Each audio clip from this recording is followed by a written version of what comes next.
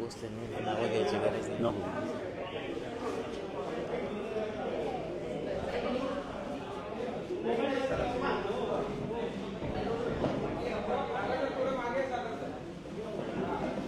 Hello hello hello, माईकवर बोलू का? Light बंद करायचे का सर? हा, माईकवर बोलू का असंच बोलू? बायजल दुसरा माईक आहे का? हॅलो, बरोबर, ठीक. मी आपल्या सर्वांचे आभार व्यक्त करतो. मुंबईमध्ये महाराष्ट्रामध्ये जो पेपर लीक झालेला आहे, MPSC आयोगाच्या माध्यमातून जी परीक्षा घेतली गेली त्याच्याबद्दल काही गोष्टी मी आपल्याला सांगणार आहे. तुम्ही मोठ्या संख्येने आलात त्यासाठी आपल्या सगळ्यांचे आभार. म्हणजे हा विषय आणि हा शब्द आपण सर्वांनी अनेक दिवसांपासून ऐकलेला असेल. पुढे घे. आता नीटचा पेपर महाराष्ट्रातून लीक झाला हे आपल्या सगळ्यांना माहितीच आहे. त्याच्यात CBI इन्क्वायरी झाली, बरेच काही लोकांना ताब्यात घेतलं. त्यानंतर टीटचा पेपर काही महिन्यांपूर्वी लीक झाला. आता ड्रग्ज इन्स्पेक्टरचा पेपर लीक झाल्याची माहिती समोर येत आहे, जी मी आपल्या सर्वांसमोर मांडली. आता सगळा काळा अध्याय पेपर फुटीचा महाराष्ट्राचा, म्हणजे 2026ला TETचा 27 जून 2026ला पेपर लीक झाला. नीटचा आपल्याला माहिती, SRPF मध्ये 2026 झाला. SEC केमिस्ट्री 24ला जलसंधारणचा फुटला. त्यानंतर सार्वजनिक बांधकाम विभाग 23ला. त्यानंतर कोतवाल भरती, म्हणजे कोतवाल भरतीचा पेपर सुद्धा महाराष्ट्रात दुर्दैवाने त्या ठिकाणी लीक होतो. त्यानंतर महाजनको तलाठी भरती, पुढे तर मी डिटेलमध्ये याच्यामध्ये जाणारच आहे. वन संरक्षण, मुंबई उच्च न्यायालय व्यक्तिगत सहाय्यक, म्हणजे ह्या सगळा म्हणजे हा काळा अध्याय आहे. कारण का गरिबाची मुलं परीक्षेसाठी खूप मनापासून परिश्रम घेतात, पण पैसे देऊन आणि फक्त आपल्या विचाराची लोक सिस्टममध्ये जावं यासाठी वेगळ्या पद्धतीचं इथं एक जाळं काही लोकांनी केलंय महाराष्ट्रामध्ये, असं कुठेतरी आपल्याला जाणवतं. आता मी तुम्हा सर्वांना FDAच्या अंतर्गत औषध निरीक्षक याचा जो पेपर फुटला होता याच्याबद्दल काही गोष्टी सांगणार आहे. एकतर औषध निरीक्षकचं काम काय असतं आपल्या सगळ्यांना माहिती. FDAच्या अंतर्गत चांगला प्रामाणिक अधिकारी असेल, तुकाराम मुंडेंचं काम तुम्हाला सगळ्यांना माहिती, अतिशय चांगल्या पद्धतीचं काम ते सुरू केलेलं आहे. पण ते वरच्या लेवलचे झाले. त्यांच्या खाली जर अधिकारी चांगला असेल तर तो चांगलंच काम करू शकतो. पण जर पैसे देऊन एखादा पेपर विकत घेऊन पैसे देऊन जर एखादा औषध निरीक्षक झालेला अधिकारी असेल तर एक तर तो पैसे वसूल करण्याचं पहिलं बघेल. त्यानंतर मग तिथं ज्या पद्धतीचं काम केलं गेलं पाहिजे ते त्याकडनं होणार नाही. आणि मग औषध निरीक्षक या पदावर जर पैसे देऊन एखादी व्यक्ती गेली तर किती मोठ्या अडचणी येऊ शकतात हे जर आपल्याला बघायचं असेल तर इथं बघा, एक कफ सिरप ट्रॅजेडीमध्ये 22 गरिबांची मुलं तिथं मेली. म्हणजे हा इतका महत्वाचा विषय आणि दुर्दैव असं महाराष्ट्रामध्ये हाच पेपर तिथं फुटलेला आहे. याच पदावर गेलेली लोक, त्यातली काही लोक हे पैसे देऊन पेपर विकत घेऊन तिथं आता अधिकारी बनायला चाललेले आहेत. आता काय झालं तुम्हाला सांगतो. 29 जुलैला 2025ला ह्याची जाहिरात आली. ह्याची परीक्षेची तारीख होती 22 मार्च 2026. एकूण विद्यार्थ्यांची संख्या 44,000 होती. निकालाची तारीख 12 जून 2026 आणि मग तात्पुरती गुणवत्ता यादी ही 22 जुलैला लागणार होती. आणि पात्र उमेदवार 506, त्यातले 150 म्हणजे 506 हे इंटरव्ह्यूसाठी आणि 150 हे आता फायनल त्यातून होणार होते. पुढं आता ह्याच्यात झालं काय की एक क्लास कौतल्य अकॅडमी नंदुरबार, त्या क्लासमधून जो तिथं पाटील जो कोणी माणूस असेल त्यांनी तो जो पेपर होता, म्हणजे पेपर म्हणजे MPSCचा पूर्ण पेपर फुटला असं आपल्याला म्हणता येणार नाही, पण पेपर सेट करणारा व्यक्ती फुटला. आणि या क्लासेसकडे 90% प्रश्न हे आधीच दिले गेले होते. आणि ते दिल्यानंतर तिथे 20 मार्च म्हणजे 2 दिवस आधी, 22 मार्चला परीक्षा होती, 2 दिवस आधी तो परीक्षार्थी उमेदवाराच्या मोबाईलवर तो प्रश्न होते 90% ते त्याच्याकडे आले, त्याचा अभ्यास केला गेला आणि मग ह्यात होतं असं एक समजून घ्या की तो जो क्लासेसचा माणूस आहे तो त्या उमेदवारांना पैशांचा ॲडव्हान्स दिल्यानंतर पैसे दिल्यानंतर व्हॉट्सअपवर सगळ्या गोष्टी पाठवायच्या आणि 2-3 मिनिटांनंतर तो डिलीट फॉर ऑल करून टाकायचा. यात झालं असतं एका उमेदवाराने ते सगळे डाउनलोड झाले आणि फक्त आपल्याकडे पुरावा असावा म्हणून मित्राला ते सगळे पुरावे त्या ठिकाणी पाठवले. त्यामुळे तिथे पुरावे हे आपल्या हातामध्ये आता लागलेले आहेत आणि मग हे असं प्रकरण झालं होतं. तर हे आहे ऍक्च्युअल प्रश्नपत्रिका आणि हे आहे 2 दिवस आधी जे प्रश्न पीडीएफच्या माध्यमातून ज्या उमेदवारांनी पैसे दिले त्यांना दिलेले हे सगळे प्रश्न आहेत. आता ह्याच्या खोलात जाऊ आपण. आता हे आहे 22 मार्चचे प्रश्न जे आपल्याला एमपीएससीच्या पेपरमध्ये आपल्याला दिसतात. उदाहरण म्हणून फक्त काही त्यातले घेतलेत. हे आहेत 2 मार्च 2 दिवस आधी जी पीडीएफवर प्रश्न आले होते त्याचं हे. आता ह्याच्यात बघा पहिला deficiency of dash prevents normal blood coagulation. आता ह्याच्यामध्ये vitamin A B C D हे जे काही ऑप्शन्स दिलेत एक्झॅक्टली सेम टू सेम. म्हणजे ह्याच्यात व्हिटॅमिन ए पहिल्या क्रमांकावर तिथं ऑप्शन आहे 2, 3, 4 एक्झॅक्टली सेम आलेलं तुम्ही बघितलं. तर chemical shift is measured in हे जे काय H2 असेल पीपीएम असेल हे असेल एक्झॅक्टली तुम्ही बघितलं असेल तर सेम तिथं आलेलं आहे सेम टू सेम. आणि हे किती 100 पैकी 90 प्रश्न हे मॅच एक्झॅक्टली त्या ठिकाणी होतात. म्हणजे 90% प्रश्न त्या उमेदवारांना पैसे दिल्यामुळे त्या ठिकाणी तिथं दिले गेले. म्हणजे एमपीएससी वर सगळ्यांचा विश्वास नक्कीच आहे, आमचा सुद्धा विश्वास आहे. पण नीट परीक्षेमध्ये जसं पेपर सेट करणारा व्यक्ती फुटला तसंच एमपीएससी मध्ये सुद्धा पेपर जो सेट करणारा पेपर लिहिणारा जो व्यक्ती होतो तो फुटला. आता त्याच्या मागे म्हणजे मी तुम्हाला क्लासेसचं नाव दिलं पण याचा प्रमुख आका कोण आहे हे आपल्या सर्वांना त्या ठिकाणी शोधायचं आहे.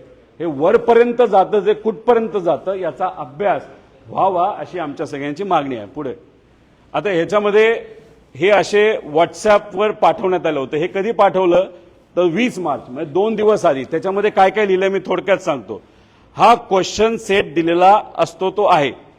यामधून येथील कोणतेही या क्वेश्चनला सोडून जे काही येतील त्यात 10 चुकीचे म्हणजे ह्याच्यातून मुद्दामून 10 चुकीचे सोडवा म्हणजे कोणाला ऑब्जेक्शन येणार नाही असं लिहिलेलं आहे. हे आहे 2 दिवस आधी. पेपर झाला 22 मार्चला. वेळ आहे 12:28 म्हणजे 28 मिनिटं पेपर दिल्यानंतर त्याच परीक्षार्थींनी त्याच्याच मित्राला पाठवलेला हा त्या ठिकाणी तुम्हाला व्हॉट्सअप चॅट आहे.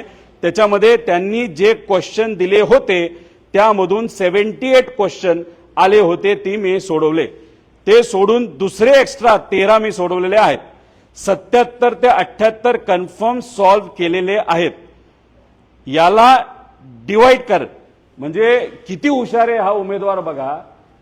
याला मल्टिप्लाय कराऐवजी डिवाइड कर असं म्हणतो कारण एक प्रश्न हा 2 मार्काचा होता. म्हणजे समजा त्याला 70 जर त्याला पूर्णपणे सोडवले असतील तर त्याला 140 मार्क मिळणार. पण त्याला हे सुद्धा माहित नव्हतं आणि त्याची इंग्लिश सुद्धा तुम्ही जर वाचली त्याच्यावरनं कळेल तो उमेदवार किती हुशार आहे म्हणजे अकॅडमिकली. आता ह्याच्यात तुम्ही डिवाइड करायला सांगतो पण मल्टिप्लाय करायला पाहिजे जेणेकरून तिथं मार्क्स येतील. पुढे आता ह्याच्यामध्ये अजून एक बघा. एक नायब तहसीलदारची 2 मुलं आहेत. एक मुलगा आणि एक मुलगी आहे. मुलाचा रँक आहे 13वा आणि मुलीचा रँक आहे 16वा. हुशार असतील आम्ही काय म्हणत नाही पण मग हे पेपर लीक आहे का योगायोग आहे. मुलगा पण बसतो मुलगी पण बसते नायब तहसीलदारचं. आणि आम्हाला जे कळालेलं आहे की एका पेपरची किंमत या प्रश्नपत्रिकेची किंमत जो 2 दिवस आधी फुटला होता त्याची 12 लाख रुपयाची किंमत होती. 5 लाख ॲडव्हान्स आणि बाकी 7 लाख हे नंतर त्या ठिकाणी द्यायचे होते. आणि ह्याच्यात काहीतरी बार्शी कनेक्शन आहे. हे सगळे जे काही त्यातले बहुतांश उमेदवार आहेत त्याचा थोडासा अभ्यास आपण खोलात जाऊन केला तर कुठेतरी बार्शीचं तिथं कनेक्शन दिसते. आणि महत्वाचं काय कट ऑफ 105चा होता आणि 103 मार्क मिळालेल्या एका उमेदवाराला सुद्धा इंटरव्ह्यूला बोलवलं होतं.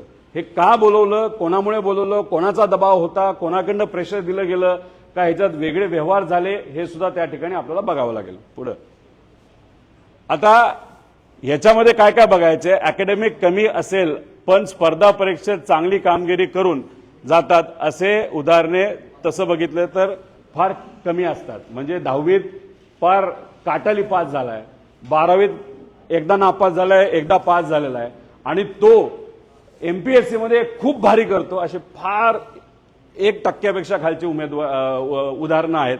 मग याच्यामध्ये काही असे उमेदवार आहेत नाहीतर लोक आहेत की ज्यांना 2दा नापास झालेत पण आता या परीक्षेत पास झालेले आहेत, असे सुद्धा याच्यामध्ये उदाहरणं आहेत असं आम्हाला त्या ठिकाणी काय. त्यामुळे अकॅडमिक बॅकग्राऊंड आपल्याला बघावं लागणार आहे. ह्याच्याच बरोबर काही त्यांनी एमपीएससीचे आधीचे पेपर सोडवलेत, सरळ परीक्षेचे पेपर सोडवलेले आहेत, त्यात किती मार्क मिळाले आणि याच्यात अचानक हा सोपा अवघड पेपर असताना सुद्धा याच्यात त्यांना जर उत्तीर्ण झाला असेल तर नक्कीच त्याच्यामध्ये काहीतरी लीक निघेल असं आमचं मत आहे. पुढं आता ह्याच्यामध्ये काय काही मुलांनी तक्रार केली, एमपीएससीला तक्रार केली, जिथं खरं करायला पाहिजे. एमपीएससी स्वायत्त बॉडी आहे, एमपीएससीने ही परीक्षा घेतली होती, त्यामुळे अपेक्षा अशी होती की यांना तक्रार केली. कधी केली? ही 21 जुलैला केली. रिझल्ट आला कदाचित 24 जुलैला, म्हणजे किती दिवस आधी, 2 ते 30 दिवस आधी, रिझल्टच्या आधी तक्रार केली एमपीएससीला. आतापर्यंत कुठलंही उत्तर हे दिलं गेलं नाही आणि जेव्हा त्यांना त्या ठिकाणी विचारलं जातं तेव्हा ते म्हणतात की तुमच्यावर पोलिसांची कारवाई करू, तुम्हाला उचलू, तुम्हाला हे करू ते करू. म्हणजे एमपीएससी हे विद्यार्थ्यांचं असणारं संस्था आणि तिथले अधिकारी त्यांना धमक्या देत आहेत की तुमच्याकडे बघू आणि हे करू, तर हे चुकीचं आहे. अजूनपर्यंत एमपीएससीकडनं उत्तर आलेलं नाही. एफडीए चांगले, तुकाराम मुंडेंचं काम आता तिथं चांगलंय, लगेच त्यांनी तिथं उत्तर दिलं, पण ते तसं काय करू शकणार नाहीत. त्यांनी जास्तीत जास्त तो सगळा विषय हा एमपीएससीकडे दिलेला आहे. एमपीएससीकडनं अजून त्या बाबतीत कुठलंही उत्तर आलेलं नाही. पोलिसांनी प्रश्नच आहे, अजून काहीच केलं नाही. स्वायत्त बॉडी कसं करायचं, काय करायचं, आता तो आम्हाला फारच चांगला अनुभव आलेला आहे. अजितदादांच्या बाबतीत सुद्धा इथं सुद्धा तसंच काहीतरी झालंय असं आपल्याला म्हणावं लागेल. पुढं आता याच्यामध्ये आमच्या मागण्या काय आहेत, आयोग आणि एफडीएने संबंधित प्रकरणी तात्काळ चौकशी करावी, तात्काळ एफआयआर दाखल करण्यात यावा, त्यानंतर स्क्रीनशॉटचे तात्काळ फॉरेन्सिक ऑडिट करण्यात यावं. म्हणजे तो जो पाटील कोण जे आहे कुठल्या तरी त्या अकॅडमीचा, सगळी त्याची डाउनलोड करावं लागतील, कारण बरेचसे त्यांचा संवाद तो डिलीट केलेला आहे. त्यामुळे डाउनलोड केल्यानंतर सगळी माहिती येईल. जो नंबर आम्ही देणार आहोत ते तुम्ही डाउनलोड करा, जो उमेदवार आहे जो पास झालाय त्याची तुम्ही तिथे डाउनलोड करा आणि ह्याची पूर्णपणे शहानिशा त्या ठिकाणी करण्याची जरूरत आहे. आता आम्ही लिहिलंय तर सीबीआयकडे तुम्ही तपास द्या, कारण सीआयडीकडनं अपेक्षा आपण करू शकत नाही. सीआयडीचा फार चुकीचा अनुभव आम्हा सगळ्यांना अजितदादांच्या बाबतीत त्या ठिकाणी आलेला आहे. आणि दोषींवर आणि संबंधित अधिकाऱ्यांवर तत्काळ कारवाई करावी. पूर्ण चौकशी झाल्याशिवाय फायनल रिझल्ट आणि जॉईनिंग देऊ नये अशी आमच्या सगळ्यांची त्याच्यामध्ये मागणी. याच्यात काही प्रामाणिक मुलं आहेत ज्यांनी कष्ट करून अभ्यास करून पास झालेत, पण काही ठराविक लोकांनी पैसे देऊन पास झाल्यामुळे या सगळ्यांवर आक्षेप आम्ही सगळेजण त्या ठिकाणी घेत आहोत. पुढं आता ह्याच्यामध्ये तुम्ही बघा, म्हणजे आता तो विषय महत्वाचा होता. ह्याच्यात आम्ही तलाठी भरतीबद्दल बोललो होतो. तुम्हाला आठवत असेल, मी अनेक वेळा तो मुद्दा तुमच्या मदतीने सुद्धा लोकांपर्यंत मांडला होता, अधिवेशनात मांडला होता आणि आम्हाला धमकी, हे त्यावेळेसचे जे रेव्हेन्यू मिनिस्टर होते विखे पाटील साहेब, त्यांनी धमकी दिली होती की रोहित पवारवर कारवाई करू, एफआयआर करू. बाकीच्या विषयात एफआयआर दुर्दैवाने होत नाही, पण माझ्यावर एफआयआर करायला हे मोठे मंत्री साहेब त्या ठिकाणी गेले होते. 25 ते 30 लाखाचा व्यवहार या तलाठी भरतीमध्ये एका पेपरमध्ये झाला असं आम्ही म्हणत होतो. त्याच्याच बरोबर आम्ही पुरावे दिले, कोट्यावधी रुपयाचा भ्रष्टाचार झाला, हे सगळं त्या ठिकाणी आम्ही सांगून, पण सरकारने आमचं ऐकलं नाही, आमच्यावरच एफआयआर करायला निघाले होते. मग आम्ही गेलो मुख्यमंत्री साहेबांकडे. मग मुख्यमंत्री साहेबांकडे गेल्यानंतर त्यांनी सांगितलं की आमच्याकडे पुरावे द्या. आम्ही दिले पुरावे, मुलांनी पुरावे दिले. पुढे घ्या ना, पुरावे द्या म्हणाले, आम्ही दिले पुरावे. पुरावे देऊन सुद्धा त्या बाबतीत काय नाही झालं. पण त्याच्यात तर एका कुठल्या तरी उत्तरामध्ये त्यांनी सांगितलं मीडियाली ह्या खोट्या बातम्या छापल्यात, मीडियावरच हक्कभंग आणायला पाहिजे असं त्यांनी त्या ठिकाणी सांगितलं. आता बघा, हे सगळं आम्ही मांडलं, आम्हाला वेड्यात काढलं, मुलांना वेड्यात काढलं, मीडियाला वेड्यात काढलं. पण पुढे जाऊन काय झालं बघा, पुढे घ्या. ही सगळी मुलं, त्यातली काही मुलं गेली मॅटमध्ये आणि मॅटमध्ये गेल्यानंतर सुनावणी झाली, सगळे पुरावे त्या ठिकाणी बघितले आणि सगळे पुरावे बघितल्यानंतर मॅटली सांगितलं की याच्यामध्ये 62 घोटाळेबाज तलाठी भरती घोटाळ्यात सापडले आहेत. म्हणजे याच्यात घोटाळेबाज सापडले म्हणजे पेपर हा फुटला होता. एका पेपरच्या पाठीमागे 40 ते 50 लाख रुपये दिले गेले होते, घेतले गेले होते. खूप मोठा भ्रष्टाचार त्या ठिकाणी झालेला आहे. 2 महिन्यापूर्वी हा निकाल मॅटली दिलाय. 3 महिने मॅटली या सरकारला दिलेले आहेत याच्यावर ऍक्ट करण्यासाठी. आणि त्यांनी हेही सांगितलं 62 पर्यंत हा विषय थांबणार नाही, याच्यापेक्षा जास्त आकडे असू शकतात, हे मॅटली सांगितलेलं आहे. मग मॅटली सांगितलं, आता पुरावा आम्ही देऊन तुम्ही मान्य करत नव्हता. आता फडणवीस साहेबांना आम्ही विचारतो, घ्या पुरावा आणि काय करता तुम्ही सांगा. ऑगस्ट एंड पर्यंत तुम्हाला या बाबतीतलं उत्तर द्यायचंय. जर ऑगस्ट एंड पर्यंत या बाबतीतलं उत्तर या सरकारच्या माध्यमातून जर दिलं गेलं नाही तर या सरकारला हे महागात पडेल. 10 लाख विद्यार्थी या परीक्षा त्या ठिकाणी देतात. हे 10 लाख विद्यार्थी रस्त्यावर आल्याशिवाय राहणार नाही. ऑगस्ट अखेरपर्यंत काय हे इन्व्हेस्टिगेशन करतात हे आम्ही सर्वजण तिथं बघणार आहोत. आणि थातूर मातूर इन्व्हेस्टिगेशन जर केलं गेलं, जसं थातूर मातूर उत्तर आम्हाला अधिवेशनामध्ये दिलं गेलं, मीडियामध्ये या सर्व नेत्यांनी त्या ठिकाणी दिलं गेलं, असं थातूर मातूर इन्व्हेस्टिगेशन या बाबतीत झालं तर मग हे या सरकारला महागात पडेल. जे कोणी लोक जबाबदार आहेत आणि खास करून आमची ही मागणी असू शकते की मंत्री जे त्यावेळेसचे होते विखे पाटील साहेब यांनी आमच्यावर एफआयआर करण्याचा त्या ठिकाणी विषय मांडला होता. आता हे सगळे पुरावे मॅटलीच त्या ठिकाणी जर दिले असतील तर मग त्यांचा राजीनामा आज घ्यायला काय हरकत आहे, नाही तर त्यांच्यावर एफआयआर करायला काय हरकत आहे, असं आमच्या सगळ्यांचं या विषयाच्या बाबतीत मत आहे. त्यामुळे आता टीईटी पेपर फुटी म्हणजे देवेंद्र फडणवीस साहेबांनी सांगितलं की टीईटीचा पेपर पहिल्यांदा हा महाविकास आघाडीच्या काळामध्ये फुटला, म्हणजे हे हास्यास्पद होतं. म्हणजे देवेंद्र फडणवीस साहेबांना शब्दाचा खेळ करता येतो असं कुठेतरी आपल्याला म्हणावं लागेल. खरं तर टीईटीचा पहिला पेपर 2018 मध्ये फुटला होता, तेव्हा ते स्वतः तिथं मुख्यमंत्री होते आणि परत आत्ताच्या 2 महिन्यापूर्वी तो तिथं फुटला होता. आता ह्याच्यामध्ये प्रतीश देशमुख, अभिषेक सावरीकर, शिक्षक उपसंचालक तुकाराम सुपे हे सगळे लोक आत्ता जे 2 महिन्यापूर्वी पेपर फुटला त्याच्यामध्ये सुद्धा आहेत असं आम्हाला कळतंय. आणि हा जो सुशील खोडवेकर हा पण कोणाच्या संबंधित हे आपल्या सगळ्यांना बघावं लागलं. आणि अभिषेक सावरीकर हा कोणाचा पैसा मॅनेज करतो, कोणाच्या जवळ आहे, कोण त्याचे लाड पुरवतात, क्लिस्टर क्लिअर संबंध कोणाबरोबर आहेत हे खऱ्या अर्थाने आता आपल्याला बघायची आहेत. आणि अधिकाऱ्याचा मुलगा मंत्रालयामध्ये त्याचा मोठ्या प्रमाणात वावर होता. जेव्हा दुसऱ्यांदा टीईटी घोटाळा झाला म्हणजे 2 महिन्यापूर्वी, तेव्हा ह्यानी सगळे सोशल मीडिया अकाउंट हे एका रात्रीत डिलीट केले.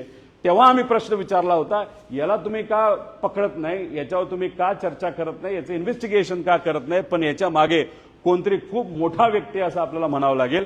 नीट पेपर, महाराष्ट्राचा पेपर फुटला हे आपल्या सगळ्यांना माहिती. काय झालं, युवा जेव्हा रस्त्यावर येतो तेव्हा सरकारला अहंकार हा बाजूला ठेवून आता अहंकारी सरकारला झुकावं लागतं, हे आपण सगळ्यांनी त्या ठिकाणी बघितलेलं आहे. पुढं एसआरपीएफचे डिटेल आहेत, त्याच्याशी पेपर फुटीचे जलसंधारणचे आहेत, हे सगळे डिटेल्स जर तुम्हाला पाहिजे असेल तर आम्ही देऊ. पुढं आता याच्यामध्ये आम्ही काय म्हणालो होतो की पेपर सातत्याने फुटत आहेत, तुम्ही पेपर फुटीसाठी कायदा आणा. आम्ही बोलून बोलून फार थकलो. आम्ही विनंती केली, देवेंद्र फडणवीस साहेबांना भेटलो, आम्ही गव्हर्नर साहेबांना भेटलो, आम्ही ह्यांना भेटलो, त्यांना भेटलो, अधिवेशनात बोलण्याचा प्रयत्न केला, पण आमचं कुणी तिथं ऐकत नव्हतं. आणि मग शेवटी जे आपल्या देशाचे प्रेसिडेंट आहेत त्यांनी एक अध्यादेश काढला की आता या देशामध्ये पेपर फुटीवर कायदा आला पाहिजे. आणि त्यानंतर आपल्या सरकारने एक थातूर मातूर कायदा आणला, त्याचं आम्ही स्वागत केलं. पण त्याच्यामध्ये बदल व्हावेत अशी आमची मागणी होती. कारण इतर राज्यातले लोक सुद्धा याच्यामध्ये असल्यामुळे त्याच्यात काही त्रुटी होत्या, त्या भरून काढण्यासाठी आम्ही त्यांना विनंती करत होतो. त्यासाठी आम्ही म्हणजे मी स्वतः प्रायव्हेट बिल आणलं होतं. आणि त्याच्यात मुद्दा काय होता, तर मुद्दा फास्ट ट्रॅक कोर्टचा होता. म्हणजे मोदी साहेब आज जे म्हणतायत या युवांनी आंदोलन केल्यानंतर ते आम्ही आधी म्हणत होतो फास्ट ट्रॅक कोर्ट आणणं फार महत्वाचं आहे. पण अजूनपर्यंत आमचं प्रायव्हेट बिल प्रत्येक अधिवेशनामध्ये मांडलं जातं, पण त्याच्यावर दुर्दैवाने आम्हाला चर्चा करून दिली जात नाही. का? कारण का सगळ्यात जास्त पेपर कधी फुटले असतील जेव्हा भाजपचं सरकार आहे तेव्हा फुटलेत. आणि आज सुद्धा भाजप महायुतीचं सरकार असल्यामुळे त्यांना कुठल्याही परिस्थितीमध्ये ही जी काय जाळं त्यांनी विणलेलं आहे त्याच्यातून भ्रष्टाचार केला जातो, आपल्या विचाराच्या लोकांना बसवलं जातं. आणि सामान्य परिवारातल्या गरीब मुलं जे क्लासेस लावून कष्ट करून दिवसाला एक जेवण खाऊन जे शिकतात शिकण्याचा प्रयत्न करतात, सरकारी नोकरीमध्ये जाण्याचा प्रयत्न करतात, यांच्यावर जो अन्याय होतो तो कुठेतरी या लोकांना तसाच चालू राहावा अशी कदाचित इच्छा असावी. आता हे परत एकदा हिवाळी अधिवेशनामध्ये मुद्दा येणार आहे. आता बघू त्यावेळेस आम्हाला त्या ठिकाणी बोलायला देतात का नाही देत. पुढे म्हणजे महत्वाचं काय की 45 लाख विद्यार्थी एमपीएससीच्या परीक्षा वेगळ्या वेगळ्या परीक्षा तिथं देत असतात. एमपीएससी हे जे आयोग आहे हे अतिशय महत्वाचा सगळ्यांचा विश्वास असणारा आयोग आहे. याचा पेपर जर फुटला असेल नाही तर पेपर सेट करणारा व्यक्ती जर फुटला असेल ते अतिशय घातक आहे. कारण का बहुतांश परीक्षा याच्यातून घेतल्या जात असतील तर विद्यार्थी आता टेन्शनमध्ये आहेत की येणाऱ्या काळामध्ये ज्या एमपीएससीच्या अंतर्गत परीक्षा घेतल्या जाणार आहेत त्याच्यामध्ये सुद्धा असाच जर भ्रष्टाचार झाला, असाच जर पेपर फुटला तर खूप मोठ्या प्रमाणात अन्याय होऊ शकतो. त्यामुळे या एमपीएससीच्या बाबतीत ही कीड कशी लागली याचा कुठेतरी त्या ठिकाणी अभ्यास हा आपल्याला करावा लागेल. आणि तिथे असणारे अध्यक्ष जे आलेत त्यांच्यावर आमचा आक्षेप नाही, आम्ही अजून काही बोलत नाही, फक्त चर्चा एवढीच आहे की ते अध्यक्ष नवीन आल्यापासून हे सगळे प्रकरणं का वाढलीत असा आमचा प्रश्न आहे. त्याच्याचबरोबर ऑनलाईन परीक्षा होऊ नये, ती ऑफलाईन असावी अशी आमच्या सगळ्यांची मागणी असताना मुद्दामून ऑनलाईन घ्यायची हा अध्यक्षांनी का हट्ट धरला हे कुठेतरी त्या ठिकाणी आपल्याला बघावं लागेल. अध्यक्षांच्या इतिहासामध्ये सुद्धा कुठेतरी जावं लागेल. त्यांचं कॉलेज कुठलं होतं, कोणाला ते सिनियर होते, कुठल्या कुठल्या डिपार्टमेंटमध्ये त्यांनी काम केले, कोणाचे ते ओएसडी होते पूर्वी, त्याच्याचबरोबर जेव्हा ते आपल्या परिवहन विभागामध्ये होते त्यांचं प्रतिमा कशी होती, आयटी विभागामध्ये तिथं असणारा जो सेक्रेटरी असतील त्यांनी त्यांच्याबद्दल काय कंप्लेन, लिखित कंप्लेन या अध्यक्षांच्या बद्दल त्यावेळेस 2023-22 त्यावेळेस दिली होती का याचा कुठं ना कुठेतरी त्या ठिकाणी आपल्याला अभ्यास करावा लागेल. कारण का असंच चालत राहिलं तर कर्णिक घोटाळा 97 मध्ये तो झाला होता आणि त्यानंतर कधीही एमपीएससी मध्ये कुणी ऑब्जेक्शन घेतलं नव्हतं, असं कुठंच चुकीची घटना घडली नव्हती. दुर्दैव असं 97 नंतर आता ही चर्चा सुरू झाली आणि पहिल्यांदा 97 नंतर हा दुर्दैवाने एमपीएससीचा पेपर फुटलाय. हे अतिशय दुर्दैव आहे आणि त्याचमुळे आम्ही सगळ्यांना सांगतोय की एमपीएससी मध्ये हे जे काय घडले ते फार डेंजरस आहे. याच्यावर दखल सरकारला, आयोगाला आणि सगळ्यांनाच त्या ठिकाणी घ्यावी लागेल. पुढं आता हे बोलत असताना मुद्दा एवढाच आहे की आम्ही एमपीएससीकडे म्हणजे आता एक तर तुकाराम मुंडे साहेबांना आम्ही 2 वाजता भेटणार आहे. एमपीएससीच्या कार्यालयामध्ये आम्ही त्या ठिकाणी जाणार आहोत. तिथं आता आम्हाला अध्यक्ष वेळ देतील, सेक्रेटरी वेळ देतील का तिथं वॉचमॅनलाच भेटावं लागेल हे आम्हाला सांगता येणार नाही. पण आम्ही एमपीएससीच्या कार्यालयाला पुढच्या काही तासांमध्ये त्या ठिकाणी जाणार आहोत. त्याच्याचबरोबर हे जे काही तलाठी भरतीबद्दल आम्ही बोललो, ऑगस्ट एंडपर्यंत वेळ आहे, आम्ही तिथपर्यंत शांत बसू, त्यानंतर आम्ही शांत बसणार नाही. ऑनलाईन परीक्षेबद्दल आम्ही आक्षेप घेतलेला आहे. ऑनलाईन परीक्षेबद्दल आम्ही आक्षेप कशासाठी घेतलेला आहे, हा फक्त एक पेपर, एका परीक्षेचा एकच पेपर काढला जातो आणि तो पेपर सेट करणारा व्यक्ती फुटला, त्याला तो विकला पेपर असं आम्हाला त्या ठिकाणी वाटतं. पण जेव्हा ऑनलाईन परीक्षा घेतल्या जातात तेव्हा एका वेळेस त्या परीक्षा घेता येत नाहीत. त्यांना आपल्याला स्टेजेसमध्ये घ्यावे लागतात. एका दिवसाला 5 आणि 10 दिवस असेल तर 50 एक्झाम म्हणजे एका 100 जर तिथं प्रश्न असतील दिवसाला ते 100चे होतात 500 आणि जर 10 दिवसची परीक्षा चालणार असतील तर ते होतात 5000 पेपर प्रश्न आपल्याला करावे लागतात. एकच प्रश्नपत्रिका अशा पद्धतीने फुटत असेल तर मग हे 5000 प्रश्न फुटायला किती वेळ लागेल. त्यामुळे ऑनलाईन परीक्षेला आमचा त्या ठिकाणी विरोध आहे. ऑफलाईनच परीक्षा व्हावी. कोणाचा कुणीही आला तरी एक गोष्ट सांगतो, या महाराष्ट्रातले युवा काही झालं, किती मोठी ताकद झाली लागली तरी ऑनलाईन परीक्षा घेऊन देणार नाही आणि त्या युवांबरोबर आम्ही भक्कमपणे त्या ठिकाणी उपस्थित राहणार आहोत, त्यांच्या पाठीमागे राहणार आहोत. आणि हा जो घोळ झालाय हा घोळ त्या ठिकाणी शोधलाच गेला पाहिजे आणि हा जर शोधला गेला नाही, 10 दिवसामध्ये जर त्या ठिकाणी एमपीएससी आयोगाने याच्यावर स्पष्टीकरण दिलं नाही, याच्यावर तपास जर केला नाही आणि घाई गडबडीने निकाल फायनल केला तर हे एमपीएससीला सुद्धा महागात पडेल, या शासनाला सुद्धा महागात पडेल.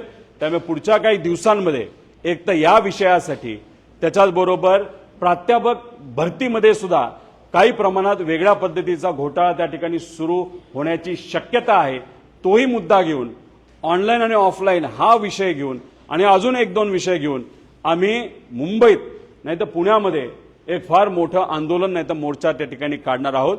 त्याच्या आधीच सरकारने जरासं हुशार व्हावं, आयोगाला हुशार व्हावं आणि या विषयाच्या बाबतीत त्यांनी लक्ष घालावं अशी विनंती त्या ठिकाणी करतो। नाहीतर नीट परीक्षेच्या बाबतीत काय झाले हे नीट या सरकारला सरळ केलेलं आपण सगळ्यांनी त्या ठिकाणी बघितलेलं आहे। त्यामुळे एमपीएससीच्या विषयाच्या बाबतीत सुद्धा महाराष्ट्रातला युवा या सरकारला सरळ केल्याशिवाय राहणार नाही। धन्यवाद।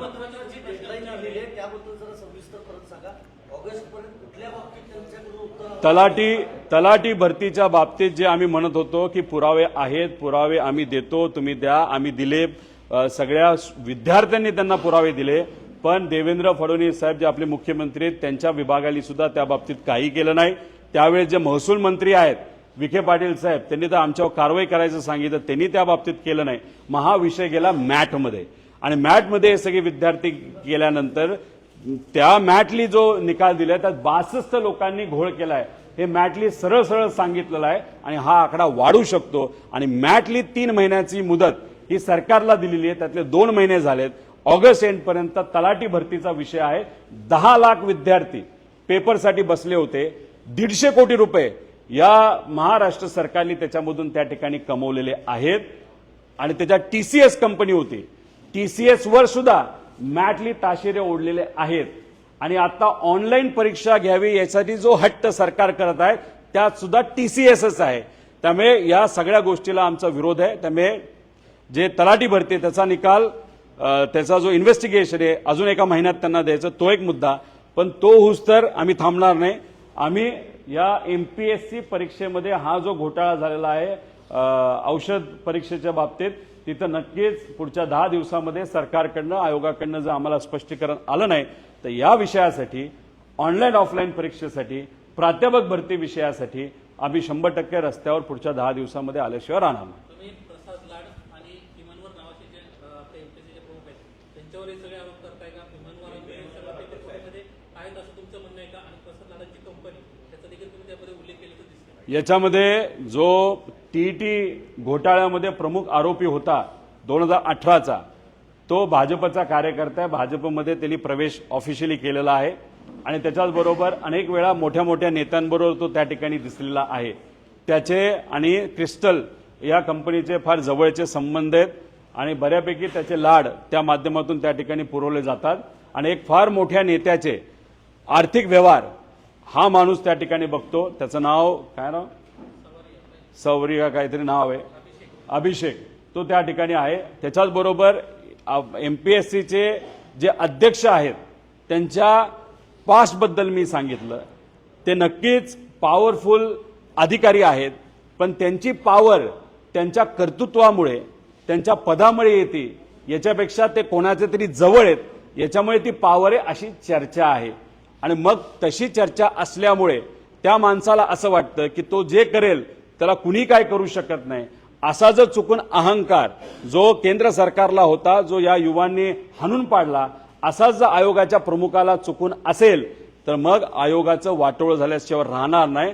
जेव्हा आयोगाला अडचण येते तेव्हा लाखो करोडो मुलामुलींच्या स्वप्नाला अडचण येऊ शकते, गरिबांना अडचण येऊ शकते। म्हणून म्हणतो या आयोगामध्ये जर असं काहीतरी घडत असेल, 97 मध्ये एकदा घडलं, त्यानंतर आत्ता हे पहिल्यांदाच त्या ठिकाणी घडत आहे, जर हे असं घडत असेल तर हे आपल्या सर्वांसाठी दुर्दैवी आहे। कारण का एमपीएससीतून चांगले चांगले अधिकारी होत असतात, लोकांची सेवा करत असतात।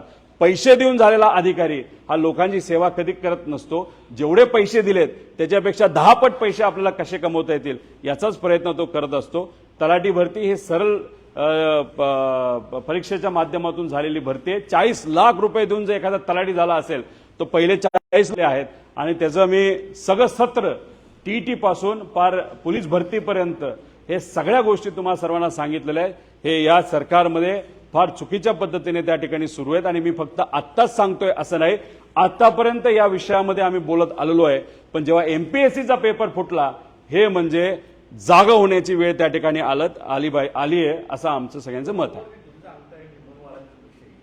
यापूर्वी कोकाटे, निंबाळकर हे सुद्धा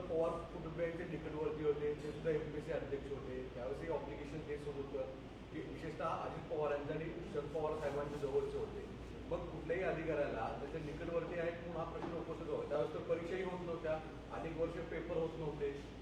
नाही, विषय एवढाच आहे की आम्ही इथं काय सांगतोय आपल्याला की आता नाही, पेपर फुटलाय, पेपर फुटलाय. अधिकाऱ्याला प्रश्न उपस्थित ते जे कोणी अधिकारी होत नाही, निंबाळकर होते. कोकाटे साहेब असतील, निंबाळकर साहेब असतील, हे सगळे असतील, त्यावेळेस पेपर फुटला अशी चर्चा तर नव्हती एमपीएससीचा. होत नव्हते त्यावेळेस तर. पेपर होत नव्हते असं आपण म्हणत असता तर कदाचित आपल्याला पुराव्यासकट आम्ही तिथे देऊ त्यांच्या काळामध्ये किती पेपर झाले, किती. विचारतो त्यावेळेस मुद्दा मी दुसऱ्या नावाविषयी विचार. नाही, विषय असा असतो की हा पेपर जे काही आमच्याकडे पुरावे आलेले आहेत, एमपीएससीचा पेपर फुटत नाही अशी समज सगळ्यांची आहे आणि आत्ता तो पेपर फुटलाच. म्हणजे एमपीएससीचा असा दावा येतोय त्यांच्याकडनं सांगण्यात येते की बाबा पेपर लीक झाले नाहीये. काही प्रश्न आहे सगळी ज्यावेळेस दिले जातात त्यावेळेस ते समंत आहेत. आता तुम्ही व्हॉट्सअपचे जे पुरावे दिलेले आहेत ते तुम्ही ऑथोराइज स्वरूपामध्ये त्या संदर्भाचे तुमचे पुरावे आहेत ते तुम्ही कुणाकडे देणार आहात त्याविषयी काही सांगताय ते सांगा.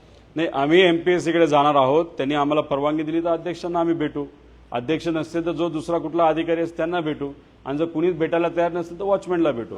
आम्ही तिथं जाणार आहोत. नाही, विषय एवढाच आहे की हा मुद्दा विद्यार्थ्यांनी मांडला होता पेपरचा रिझल्ट येण्याच्या 2 दिवस आधी, पण दुर्दैव असं एमपीएससीकडनं कुठलंही उत्तर त्याला दिलं गेलं नाही. आणि मग जेव्हा विद्यार्थ्यांवर अन्याय होतो तेव्हा काही लोकांना हा विषय हातात घ्यावा लागतो. तो विषय आता आम्ही हातात घेतलेला आहे. त्यामुळे एमपीएससी या बाबतीत काय करते हे आपल्याला बघावं लागेल. अधिकाऱ्यांवर आम्ही आक्षेप घेत नाही, पण जेव्हा एमपीएससी मध्ये एखादा पेपर फुटला अशी जेव्हा चर्चा होती, त्याची काही प्रमाणात पुरावे आपल्या समोर येतात, तर नक्कीच हे फार मोठी धोक्याची घंटा आहे. हे मात्र त्या ठिकाणी कुठेतरी चर्चा त्या ठिकाणी होत असते आणि एखाद्या अधिकाऱ्याचा बॅकग्राऊंड कसं असतं त्याच्यावरनं तो अधिकारी खरंच त्या सिस्टमला न्याय देऊ शकतो का नाही देऊ शकत अशी चर्चा नक्कीच त्या ठिकाणी होऊ शकते. आणि या अख्खे सगळे पुरावे हे त्या ठिकाणी आयोगाला दिलेले आहेत, पण मग पुरावे देऊन सुद्धा आयोग जर काहीच बोलणार नसेल तर याच्यावर आम्ही काय म्हणायचं. आता एफडीएने लगेच उत्तर दिलं, लगेच त्यांनी तिथं तपास हा लवकरात लवकर व्हावा असं लगेच त्याच दिवशी सांगितलं, पण एमपीएससीला अजूनपर्यंत जर उत्तर दिलं नसेल तर मग याच्या खोलात खऱ्या अर्थाने जाण्याची जरूरत आहे असं आमचं सगळ्यांचं मत आहे.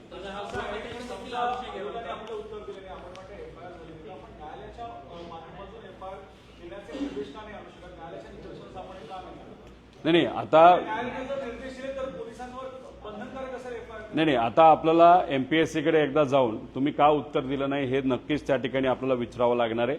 आणि शेवटी काय नाही झालं तर आपल्याकडे दुसरा पर्याय नाही, आपल्याकडे न्यायालयामध्ये जावंच लागणार आहे. आता न्यायालयाकडे जात असताना आम्ही म्हणतोय की फॉरेन्सिक ऑडिट झालं पाहिजे. फॉरेन्सिक ऑडिट का झालं पाहिजे, कारण तो पाटील नावाचा जो काय क्लासेसचा मालक आहे तो व्हॉट्सअप करायचा आणि 5 मिनिटात तो डिलीट करायचा.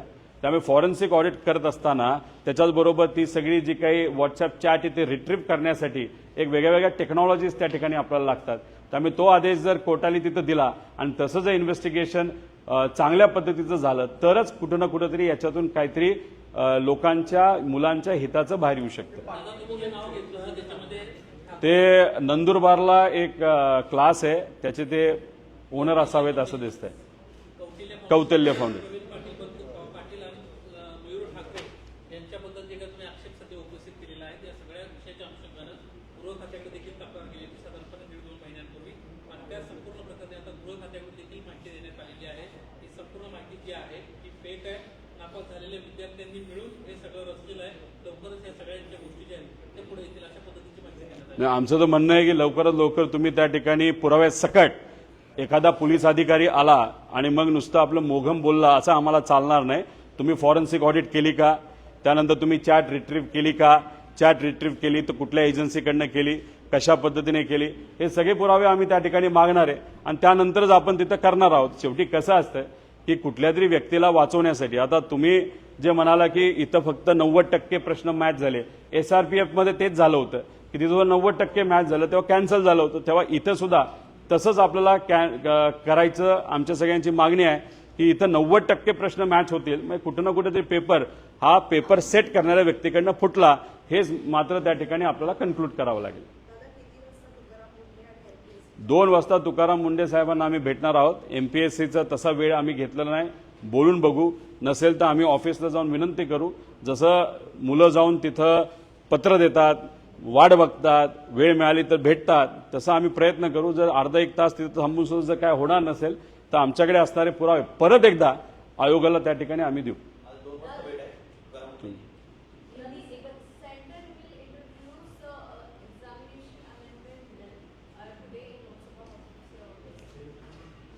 ये जो this particular bill in 2024 when NEET exam paper was first, it was leaked for the first time.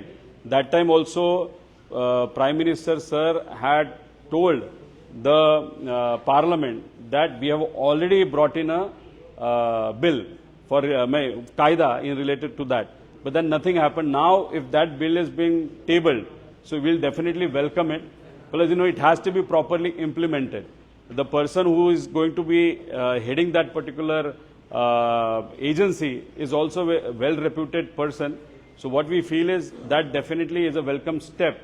But now there are other issues to it, wherein the leader of opposition, Mr. Rahul Gandhi ji, will definitely speak in Parliament about that issues.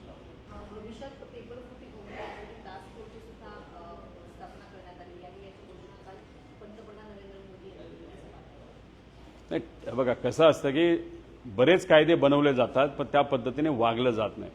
तसं बघितलं तर MPSC मध्ये सुद्धा कडक कायदे आहेत. एमपीएससीली कसं वागावं, कसं काम करावं, पण तरी पेपर फुटलाच. आणि आम्ही सुद्धा राज्य सरकारला तेच विनंती करत होतो, फास्ट ट्रॅक कोर्ट असावं. त्याच्यानंतर तुम्ही पनिशमेंट जे आहेत, जे काही तुम्ही तिथं जबाबदारी फायनल झाल्यानंतर त्याच्यावर ज्या काही कारवाई तुम्ही करणार आहात त्या स्ट्रिक्टच्या स्ट्रिक्ट जास्तीत जास्त त्या ठिकाणी कराव्यात. पण दुर्दैव असं महाराष्ट्रात अजून म्हणजे कायदा आला पण तो इतका स्ट्रिक्ट नाहीये. त्याच्यातून बऱ्याच पळवाटा आहेत. पळवाटा असतील तर मग ही चोरी तशीच सुरू राहील. पळवाटा जेवढा आपल्याला कमी करता येईल तेवढा प्रयत्न त्या ठिकाणी झाला पाहिजे.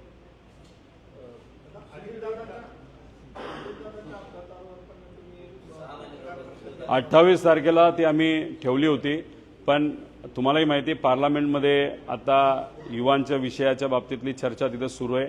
महाराष्ट्रामध्ये सुद्धा त्या बाबतीतली चर्चा सुरू आहे. त्यामुळे 2-3 दिवसांनी पुढे म्हणजे 30-31 मध्ये 1 तारखेला आम्ही त्या बाबतीतली पत्रकार परिषद मुंबईमध्ये घेणार आहोत. अभिजित दिपके यांचं जे आंदोलन आहे या आंदोलनामध्ये असं म्हटलं जातं म्हणजे विशेषतः शिवसेना भाजपकडनं आरोप असा केला जातो की काही राजकीय नेतृत्व त्याचा लाभ घेऊन पाहत आहेत आणि अभिजित दिपकेंच्या जनतेचं जे आंदोलन आहे ते स्वारून पाहत आहेत. त्याच्यात तुमचं नाव घेतलं गेलं, आदित्य ठाकरेंचं नाव घेतलं गेलं, परत अमित ठाकरेंचं नाव घेतलं गेलं.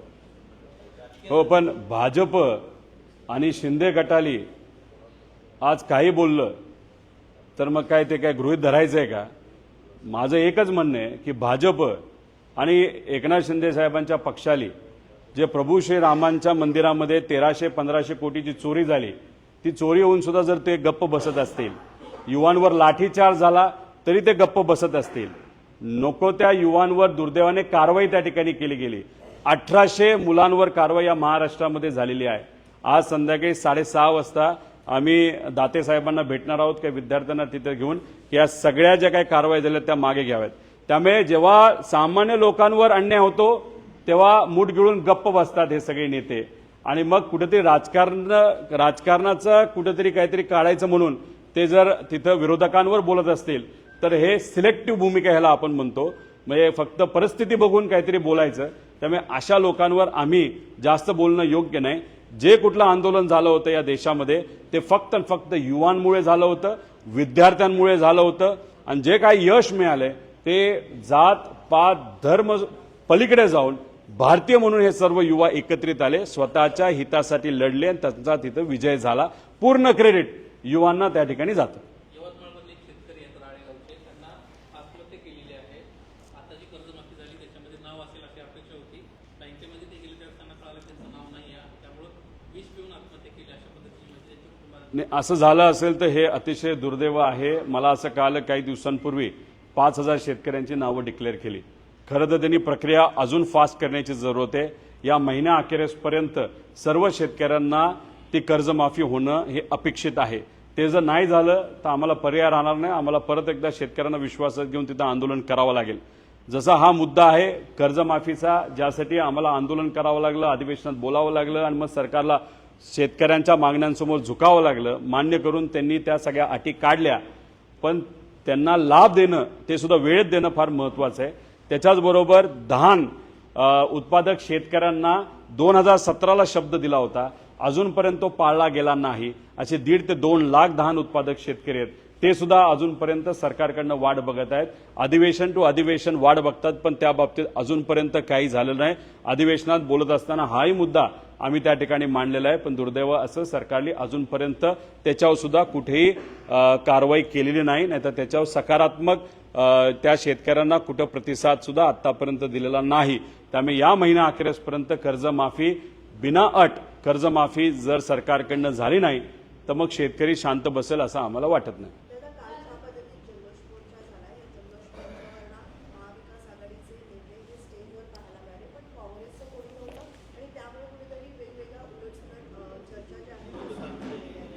काँग्रेसली अख्ख्या देशामध्ये माझ्या अंदाजाने 25 तारखेला हे कॅन्डल मार्च का असं काहीतरी मार्च त्या ठिकाणी ठेवला होता आणि त्या पद्धतीने प्रत्येक राज्यामध्ये तिथं तसं त्यांचं आंदोलन नाही तर जल्लोष तिथं झाला. आपल्याकडे 25 तारखेला एकादशी असल्यामुळे 26 तारखेला त्यांनी विविध ठिकाणी कार्यक्रम ठेवले होते. पुण्यामध्ये होता, मुंबईत होता, सगळीकडेच होता. आणि त्यामुळे एकाच वेळेस एकाच विविध ठिकाणी नेते हे येऊ शकत नाही, म्हणून कदाचित ते काल तिथं युवांनी जे जल्लोष मोर्चा ठेवला होता तिथं ते येऊ शकले नसते. अभिजित बिबके निमित्ताने महाराष्ट्रातला एक नेतृत्व जे घराणेशाहीच्या पलीकडे आहे, ते जनतेचं नेतृत्व करता ही चांगली गोष्ट आहे. कारण की परत एकदा तोच प्रश्न उपस्थित की राजकीय घराणेशाहीच्या मुलांना कायम नेतृत्वाची संधी मिळते, पण या निमित्तानं नवीन नेतृत्व तयार होत आहे. कॉन्ट्रॅक्टरची मुलं, त्यानंतर काही माजी अधिकारी, नेत्यांची मुलं मुली यांच्यापेक्षा जर सामान्य परिवारातून काही लोक पुढे येत असतील तर स्वागत करण्यासारखीच गोष्ट आहे. आणि घराणेशाही असणारे लोक जर कर्तृत्वान नसतील, लोकांसाठी प्रामाणिकपणे रस्त्यावर येऊन जर लढणार नसतील तर मग लोकांना त्यांचा फायदा काय. त्यामुळे लोकांनी ठरवावं कोणाला पुढे घेऊन जायचं, कोणाच्या पाठीमागे उभं राहायचं. ही लोकशाही आहे. या आंदोलनाचा फायदा हाच होता की जातीपाती आणि धर्माच्या पलीकडे जाऊन लोक देशासाठी, आपल्या राज्यासाठी, स्वतःच्या हक्कासाठी एकत्रित आले आणि ते रस्त्यावर आले. त्यामुळे जर अधिवेशनामध्ये काही गोष्टी होत नसतील, पार्लमेंटमध्ये काही गोष्टी होत नसतील, त्याचं कारण तिथं रिप्रेझेंटेशन करणारे जे लोक आहेत ते सामान्य लोकांचं रिप्रेझेंटेशन न करता कुठेतरी पैसे देऊन दबाव तंत्राले नाहीतर ईव्हीएमच्या वेगळ्या वेगळ्या काही गोष्टी करून हे सत्तेत आलेले दिसतात. त्यामुळे जिथं कुठं मी गेलेलो आहे, युवांशी संवाद साधलेला आहे, त्यांचं स्वागत केलंय, त्यांचं अभिनंदन केलंय आणि त्याच्याबरोबरच हेही सांगितलेलं आहे की मतदार यादीमध्ये तुमचं नाव नसेल तर तुम्ही नोंदवून घ्या. SIRच्या विरोधात पण तुम्ही बोला, डिलिमिटेशनच्या विरोधात तुम्ही त्या ठिकाणी बोला, पण मतदान करा आणि चांगल्या लोकांना निवडून द्या. त्यामुळे 29ला जो व्यक्ती लोकांसाठी लढत नाही त्या व्यक्तीला लोक निवडून देतील असं मला वाटत नाही. त्यामुळे भूमिका घेत असताना स्पष्ट रस्त्यावर उतरून सामान्य लोकांची भूमिका घेणं महत्त्वाचे आहे. एकदा हिकडं आणि एकदा तिकडं अशा पद्धतीने भूमिका घेणारे लोकांना लोक पाठबळ देतील असं आम्हाला वाटत नाही.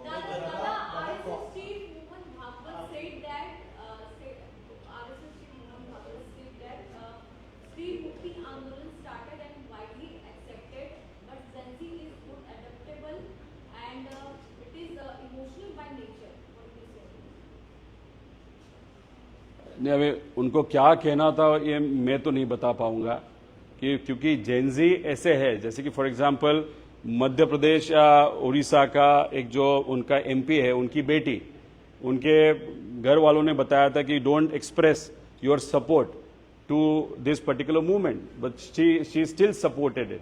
Plus some other child of a minister of a Mahayuti government, he also supports this particular movement. So Gen Zs are different. Gen Zs and Yuva and youth are very different. They have their own opinions.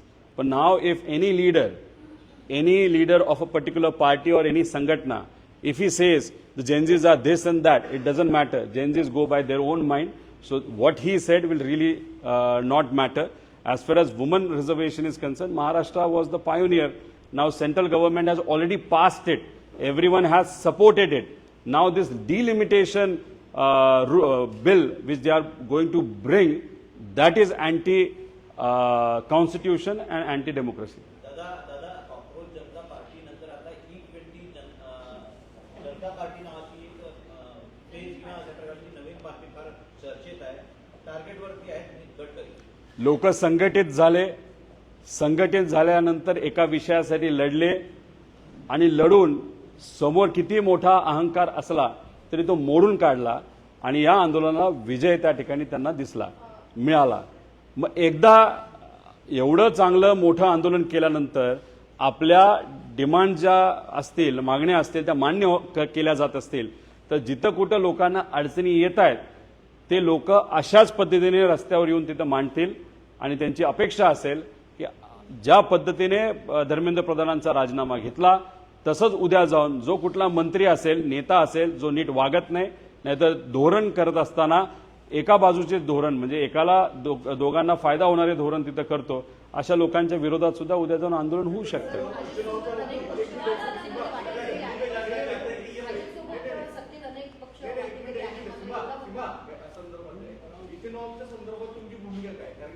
एथेनॉलच्या बाबतीत बोलत असताना 20% technically आम्हाला जे कळालेलं आहे, ज्या काय 5-6 वर्षाच्या गाड्या आहेत 20% तिथं जर आपण एथेनॉल मिक्स केलं तर मग ते चालू शकतं टेक्निकली. हे टेक्निकल रिपोर्ट आहेत ARI आणि बऱ्याच मोठ्या संस्थेचे. पण जर गाडी 5-6 वर्षाच्या आधीची असेल म्हणजे जुनी गाडी असेल, जसं टॅक्स्या मोठ्या प्रमाणात तशा आहेत, नाहीतर काही सामान्य लोक 10 वर्ष गाड्या बदलत नाहीत, त्यांना मात्र काही प्रमाणात प्रॉब्लेम येऊ शकतो. आणि 20% खूपच पुढे आपण जर गेलो तर मग टेक्निकल अडचण गाडीमध्ये नक्कीच येऊ शकते. त्यामुळे एथेनॉल प्रोग्राम एका लिमिटपर्यंत नक्कीच तो स्वागत करण्यासारखा आहे, चांगला आहे. पण ती कुठल्या गाडीत पेट्रोल टाकलं जाते हे जर बघितलं नाही तर गाडीला पण मोठ्या प्रमाणात अडचण येऊ शकते आणि टेक्निकल अडचणी नक्कीच त्या ठिकाणी होऊ शकते. माझ्यासोबत अनेक पक्ष सध्या सत्तेत वाटेकरी आहेत, मात्र इतक्या मोठ्या आंदोलनामध्ये जेव्हा भूमिका घ्यायची होती तेव्हा उत्तर द्यायचं होतं, तेव्हा या सगळ्या प्रकरणात आंदोलनामध्ये भाजप एकटा पडल्याची चर्चा सध्या राजकीय वर्तुळात आहे. मित्र पक्ष कुठे दिसले नाहीत मध्ये. याच्या आधी भाजपने त्यांच्या मित्रपक्षाला एकटं पाडलं आणि या आंदोलनामध्ये जेव्हा भाजपवर सगळं शेकत होतं तेव्हा बाकीच्या त्यांच्या मित्रपक्षाने त्यांना एकटं पाडलं. त्यात चंद्रबाबूंचा पक्ष असेल, एकनाथ शिंदे साहेबांनी कुठून तरी वरून आदेश आला म्हणून 2 दिवसापूर्वी त्यांनी स्टेटमेंट महिन्यानंतर त्या ठिकाणी दिलं. त्यामुळे कुठं ना कुठं तरी त्यांच्या मित्रपक्षांनी सुद्धा युवकांची भूमिका बघितल्यानंतर, जेनझीची भूमिका बघितल्यानंतर, ज्या पद्धतीने सोशल मीडियावर ते ट्रोल करतात आणि कोणालाच ते घाबरत नाही हे सगळं बघितल्यानंतर स्वतः मात्र चूप बसले आणि भाजपवर मात्र त्या ठिकाणी ते शेकत गेलं. कारण मंत्री हा भाजपचाच होता आणि अनेक वर्षांपासून मंत्री राहिलेला तो व्यक्ती होता धर्मेंद्र प्रधान. पहला सवाल, धर्मेंद्र प्रधान ने इस्तीफा दिया है और प्रहलाद जोशी नए शिक्षा मंत्री हुए, तो आपको क्या लगता है वो जिम्मेदारी पूरी तरीके से निभा पाएंगे? ये पहला सवाल. और दूसरा सवाल, प्रधानमंत्री ने एक नई कमेटी का फॉर्मेशन किया है जिसके अंतर्गत उन्होंने कई नाम, बड़े नामों का बड़े नाम उसमें शामिल किए, निनकरी भी उसमें शामिल है. आपको क्या लगता है, क्या ये पेपर लीक या फिर जितने भी समस्याएं इससे जुड़ी हुई हैं, क्या इस पर रोक लग पाएगी? देखो, नीलकनी साहब बहुत होशियार व्यक्ति है, टेक्निकली भी और विचारों से भी.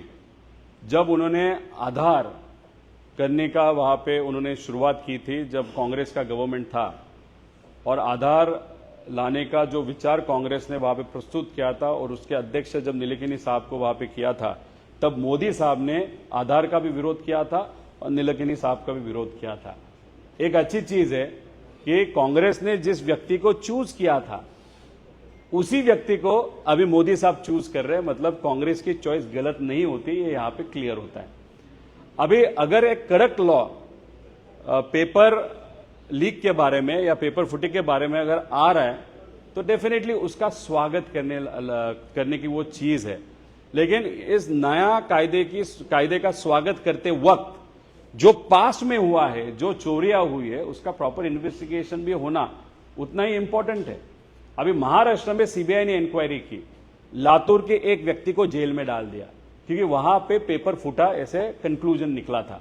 वो बंदा जेल में है लेकिन उसके क्लासेस जोरों में चालू है. तो आप उसको अंदर रख रहे हो, लेकिन वो क्लासेस के माध्यम से पैसा भी कमा रहा है, तो ये कौन सा न्याय होगा? तो इसीलिए हमारा कहना है कि अगर आप जेन्युइनली विद्यार्थियों के साइड से कुछ करना चाहते हो तो उसमें जेन्युइननेस भी वहां पे दिखना चाहिए। प्रहलाद जोशी साहब यहां पे आए हैं, लेकिन वो टेम्पररी वहां पे लाए गए या परमानेंटली वहां पे रहेंगे ये हम तो नहीं बता सकते, लेकिन पास्ट जो भी मंत्री उस मंत्रालय में रहे वो बहुत ज्यादा दिन वहां पे रह नहीं पाए। अभी प्रहलाद जोशी साहब कितने दिन रहेंगे वो देखेंगे। ये आप कहाँ से कह सकते हैं कि जो आदमी वहाँ पर आएगा वो ज्यादा दिन नहीं रहेगा? ये किस हिसाब से आप पास्ट हिस्ट्री पे वहां पे जो मंत्री थे वो पूरे 5 साल वहां पे रहे नहीं, उनको चेंज किया गया।